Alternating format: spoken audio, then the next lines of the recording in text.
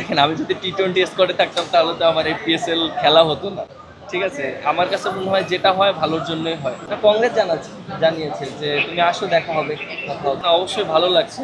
সত্যি কথা বলতে অপরচুনিটিটা এসেছে অবশ্যই আমার কাছে খুবই ভালো লাগছে। আর যেহেতু আমি জানতাম না আমার যে ম্যানেজার পলাশ ওই আমাকে খবরটা দিয়েছিল। ও বেশ কয়েকদিন ধরে যোগাযোগ করতেছিল। পরে হয় ২-৩ দিন হলো যে এরকম কনফার্ম করলো।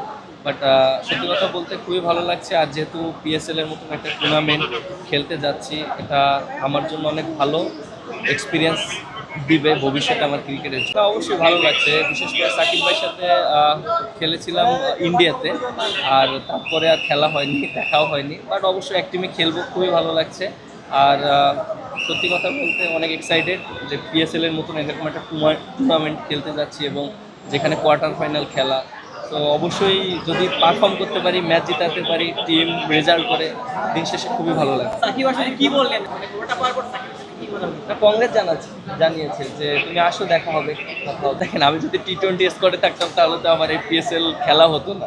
ঠিক আছে? আমার কাছে মনে হয় যেটা হয় ভালোর জন্যই হয়। সো টি-20তে স্কোয়াডে থাকলে আমি তো পিএসএল খেলতে যেতে পারতাম না। সো আমার জন্য একটা অপরচুনিটি তৈরি হয়েছে। বাট আমি এটা পজিটিভলি নিচ্ছি। আর যারা সিলেকশন করেছে তাদের হয়তো অনেক চিন্তা ভাবনা থাকে, অনেক প্ল্যানিং থাকে। সো আমার কাছে মনে হয় যে এটা আমার জন্য একটা পজিটিভ। দেখেন এটা অনেক আমার চেয়ে তারা এটা ভালো বলতে পারবে তাদের প্ল্যানিংটা কি। সো আমার কাছে মনে হয় যে তারা যেভাবে চিন্তা করে হয়তো বেটারমেন্টের জন্য চিন্তা করে। But end of the day প্লেয়াররা অনেক সময় খারাপ লাগে, যেহেতু আমি বিপিএলে ম্যান অফ দ্য টুর্নামেন্ট হয়েছিলাম। তারপরে বেশ কিছু টি-20তে ভালো করেছিলাম। সো ঠিক আছে, মেনে নিতে হয়, ক্রিকেটে অনেক সময় অনেক কিছু হয়।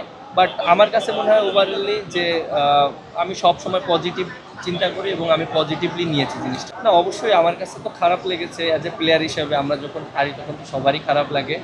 আর প্লেয়াররাও ওদেরও খারাপ লেগেছে। বাট আমার কাছে মনে হয় যে ঠিক আছে, যেহেতু সামনে ওয়ার্ল্ড কাপ, এশিয়া কাপ আছে, প্রিপারেশন নিচ্ছে, সবাইকে অপরচুনিটি দিচ্ছে খেলানোর জন্য। আর আমার কাছে মনে হয় যে অপরচুনিটি সবাই কাজে লাগানোটা খুবই ইম্পর্টেন্ট। বিশেষ করে দেখেন যে কিছু প্লেয়ার অনেক দিন পর টিমে এসে অ্যাডজাস্ট করাটা, যে টিমের সাথেই খেলা হোক না কেন, অ্যাডজাস্ট করাটা খুবই ইম্পর্টেন্ট। সো আমার কাছে মনে হয় খুব তাড়াতাড়ি সবাই অ্যাডজাস্ট করতে পারবে। দেশের বাইরে প্রথম ফ্র্যাঞ্চাইজি লিগ খেলতে যাচ্ছেন, হয়তো এলিমিনেটর কোয়ালিফায়ার কিংবা ফাইনালেও হয়তো খেলতে পারেন। যদি সুযোগ পান নিজেকে কতটুকু আসলে ডেলিভার করতে যাবেন বা সর্বোচ্চ দিয়ে নিশ্চয়ই চাইবেন ডেলিভারি। সুযোগ পেলে অবশ্যই টিম জেতানোর চেষ্টা করবো। সিকান্দার রাজার পরিবর্তেও আপনার সুযোগ পেয়েছে। আমরা দেখছিলাম নেটে আপনি রাজার স্টাইলে খানিকটা বোলিং করছিলেন, সব মিলে প্রস্তুতিটাও বা কেমন নিলেন? লাস্ট ২টা দিন খুব ভালো প্র্যাকটিস করেছি। প্রথম ৩টা দিন তো আমি রেড বলে প্র্যাকটিস করেছি। যখন শুনেছি যে পিএসএল খেলতে যাবো তখন একটা দিন প্র্যাকটিস করার চেষ্টা করেছি। আর সাদা বল নিয়ে ব্যাটিং করেছি, বোলিং করেছি।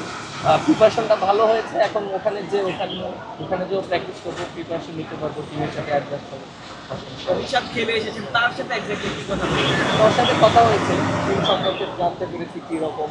ও আমাকে খুব ভালো লাগছে।